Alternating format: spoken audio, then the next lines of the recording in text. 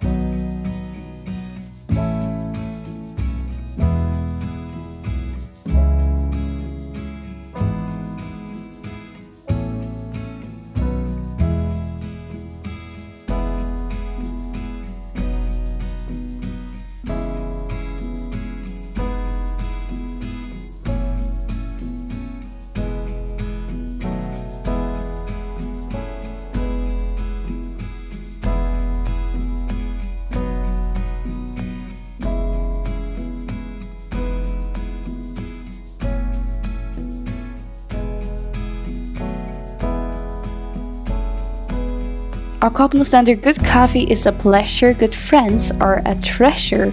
Och koppen är så pyntar vi små kaffebönor. En koppen kan brukas ska han köra i ovnen 130 grader i 30 minuter.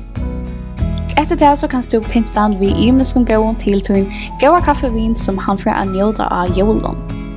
Här är så imest gott till gåman, kaffe och en planta som mer de troliga väl.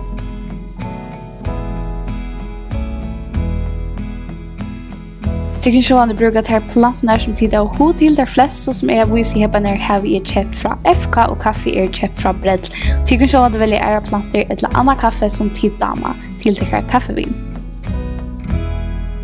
Haldi avfylja vi in till Jólagávuhugskot där klockan 6 öppnar vi en ny lúka av Vakurleiki.fo. Hemma sina Vakurleiki.fo.